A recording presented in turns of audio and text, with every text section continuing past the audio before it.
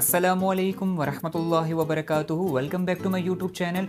कैसे हैं दोस्तों? उम्मीद है कि आप सब लोग खैरियत से होंगे। और सबसे पहले आप सब लोगों को फरहाद किचन सीक्रेट्स की जानिब से दिल की गहराइयों से बहुत बहुत ईद मुबारक। और इंशाल्लाह अल्लाह ताला आप लोगों की बहुत ही ज़बरदस्त ईद गुजारे। आज मैं आप लोगों को ईद के दिन एक स्पेशल रेसिपी शेयर करूँगा शीर खोरमा की। मीठी पर मीठा ना हो ऐसा हो ही नहीं सकता। और ये बहुत ही डिलीशियस और ईजी रेसिपी है। आइए शुरू करते हैं। बिस्मिल्लाहिर्रहमानिर्रहीम। इसके लिए मैंने 1 लीटर दूध ले लिए हैं। फुल फेट का दूध है। और इसमें हमने हस्बे ज़रूरत चीनी ऐड कर ली। ये स्टेप हमारा कंप्लीट हो चुका है। जब तक हमारा दूध बॉयल होता है तो हम नेक्स्ट स्टेप की तरफ आ जाते हैं। इसमें हमने देसी घी डालकर हमने मिक्स ड्राई फ्रूट्स इसमें डाल दिए हैं ताकि अच्छी तरह से हम इसको ब्राउन कर लें।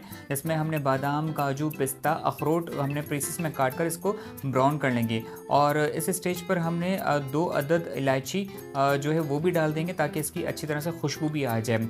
हमारे ड्राई फ्रूट्स अच्छी तरह से ब्राउन हो चुके हैं। अब इस स्टेज पर हमने सवैयाँ डाल देनी है। सवैयाँ आपने जो है पतली वाली होती हैं, हाथों की मदद से अच्छी तरह से क्रश कर लेना है ताकि अच्छी तरह से मिक्स हो जाए। और इसके बाद सवैयाँ डालने के बाद इसी तरह से मीडियम फ्लेम पर करना है। आपने फ्लेम हाई नहीं करनी क्योंकि सवैयाँ जल जाएंगी या ड्राई फ्रूट भी जल जाएगी तो टेस्ट थोड़ा सा ख़राब हो जाएगा। ये सारा प्रोसेस आपने मीडियम फ्लेम पर ही करना है। मुस्तकिल चम्मच को चलाते रहना है और अच्छी तरह से हमने चारों साइडों से इसको पका लेना है।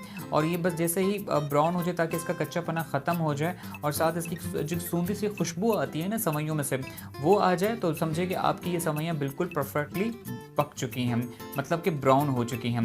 इस स्टेज पर अब हमारी सवैयाँ देखें बहुत हद तक ब्राउन हो चुकी हैं। और अब सवैयाँ इस स्टेज पर हमारी भुन चुकी हैं। अब हमने जो हमारा दूध बॉयल हो रहा था उसमें छवारे ऐड कर लिए हैं। उसके बाद हमने ये भुनी हुई सवैयाँ इसमें ऐड कर लेंगे। छवारे आप ऑलरेडी भिगो के रखें। अगर आप दूध में इसको गलाने की कोशिश करेंगे तो वो उसका फ्लेवर आ जाता है तो उसका थोड़ा टेस्ट डिफरेंट हो जाता है। तो अब हम इसमें सवैयाँ ऐड कर ली हैं। सवैयाँ इसमें ऐड करने के बाद अच्छी तरह से मिक्स करना है। और इसको मिक्स करने के बाद बस इसकी ज़्यादा कंसिस्टेंसी ज़्यादातर थिक नहीं होनी चाहिए। कंसिस्टेंसी थोड़ी सी आपको पतली रखनी क्योंकि उसमें आपको जैसे इसको फ्लेम ऑफ करेंगे तो ठंडा होगा तो और मज़ीद थिक हो जाएगा। तो इसकी कंसिस्टेंसी आपने बस इतनी ही रखनी है। तो हमारी ऑलरेडी ये सारी जो शीर खोरमा वो रेडी हो चुका है।